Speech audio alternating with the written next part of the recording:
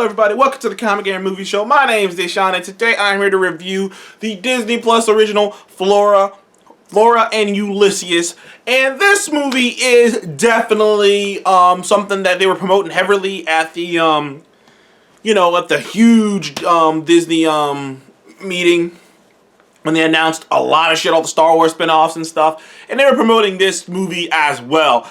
Flora and Ulysses is about a little girl named Flora. She's like 10 years old, who her parents are going through a rough patch, a really bad rough patch, where the father he's in a bad place, the mom's kind of in a bad negative place, and she's kind of like stuck in the middle. You know how that stuff goes. I often say this all the time.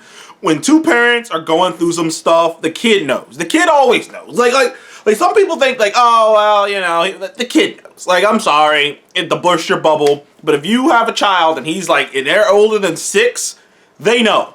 Like, they can feel when things aren't right. Like, they can just kind of feel it. I don't know how to describe it, but I just kind of, I know that you can just feel that kind of shit. So, she's going through it, and she's a huge comic book fan. She's this massive ball of joy and optimism who, due to the negativity coming off of her dad and her mom, she starts to kind of become more nihilistic. Like, she starts to, like, read this book of, Cynic. She starts to become more cynical. In fact, like, she refers to herself as a cynical person because of the things that went down, because of how her mom and, dad are. And, she's down. She really wants to find a reason to have hope again because, like I said, she's having a hard time because, like I said, when you're around two people who are like that, it's like it starts to affect you, and she's trying to find a reason to be hopeful again.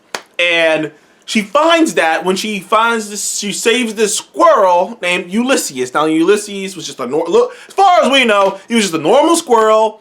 He got sucked up in some fucking vacuum cleaner thing, came out of that son of a bitch, and he was not a normal squirrel anymore.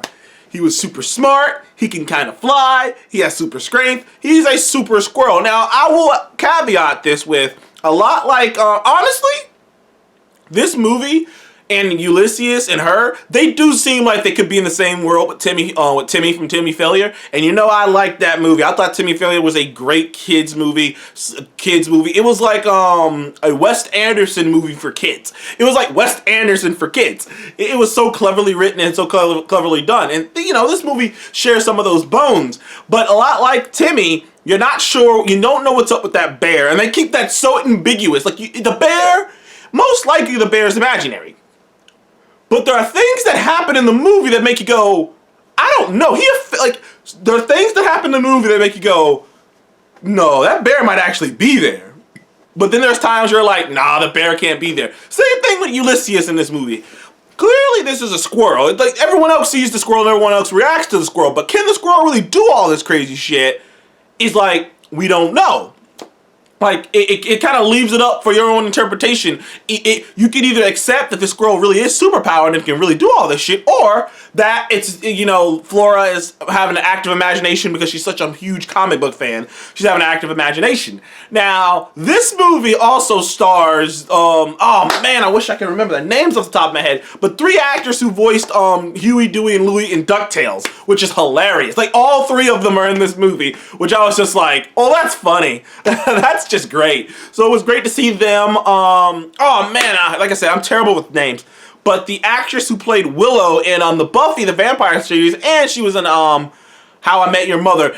She was in this as the mom, and it was great seeing her too. You don't see her in too many other things, really. Not lately. Like, she really hasn't been in a lot ever since How I Met Your Mother. She really hasn't done too much, so it's great to see her doing stuff. It's so great to see her in this Disney movie as the mom, and I like the relationship between the family. All the family stuff is great because they're all good. I believe it all. And they seem like a real organic family. Seems like a fun family because the mom is a love novelist and the father is wannabe a comic book writer. He's a massive comic book fan. He's an artist. He's a writer. But the kind of story kind of goes, like, you kind of discover throughout the course of the movie that things didn't go his way. That, like, he once was more optimistic and upbeat and he's this fun-loving dude.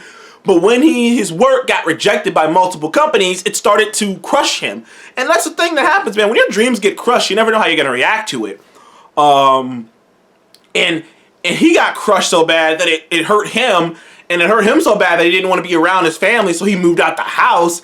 And him moving out the house and his hurt the wife, and hurt her work, because the whole point of her love novels, that, well, the way she was able to write them and make so much money, because, you know, she's the breadwinner in the family, is because she was really in love. She had a loving family, she had a loving husband, so, you know, I guess she was kind of just grabbing from real life love. But now that the husband's not around and she's depressed and things aren't working, she's having a hard time writing love novels. It's really hard to write love novels when you're going through some shit like that. You know, like when everything you're going through in life is telling you fuck love, it's really hard to write love novels. But what makes it even more fucking pressing and more pressure is that your books pay the bills. And this is a part, the movie does touch upon something that doesn't get talked about enough, which is it's awesome to have your dream job, to have the thing you want to do for a living, pay your bills, to be a writer, a chef, have your own restaurant. But when when you're an artist, when you have an artistic dream job, like I said, artistic dream job, like painting and stuff like that, of that nature, photography, you still have to sell these things. And all of a sudden, what you used to do for fun and used to be so free and, you know, oh, I could just do it, all of a sudden there's pressure there, because it's not free anymore. You have to finish this thing, and if you don't, you might be on the street. So it's like, no, there's pressure there, and the pressure is clearly getting to her mom. Now, meanwhile, Flora's discovering Ulysses, discovering that he has all these abilities. He's a very smart squirrel, and like I said, hijinks and all chaos happens. It's more. I wouldn't even say this is the most kid-friendly movie that Disney Plus has put on here, but this is a movie that I think kids are gonna enjoy. I think kids are gonna love it. I don't know if you want to watch it as a straight-up adult. I watched it so I can review it. I watch a lot of things so I can just review it. Like, it's kind of what I do nowadays. I just watch a lot of shit, but I watch it so I can review it. But I don't know. I think like you can get something out of it if you're an adult, because underneath the surface it does touch upon some real shit, like dealing with like how it's hard, how when life is pressing down on you, how it's hard to overcome that, how it's hard to be positive. It's hard to be positive when shit is happening to you, and it's hard to be positive when your dreams are being crushed, and you know, because the whole movie is about hope. And just simply having it. And how, sure, having hope's not going to cure everything, but it makes life easier. When you're depressed and you're just sitting in the smokes, it makes life harder. It makes everything harder when you're just depressed and sitting in the smokes and just sitting in the fog of, you know, should I done this? Should I done that? You know, just being there for others and just having hope that tomorrow will be a better day, and coming to everything with optimism. Because it costs nothing to be optimistic. And I'm talking from experience. And it kind of touched me on that way. I'm talking from experience. I know for a fact that sometimes I can get down.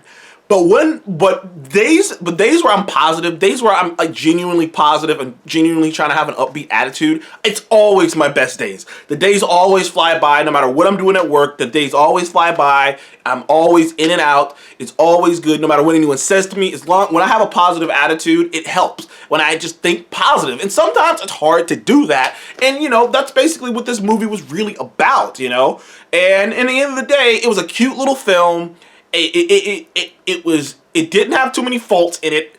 There was a whole funny bit with this pest control guy who used to be a game warden, but you know, like I said, it's a funny little film.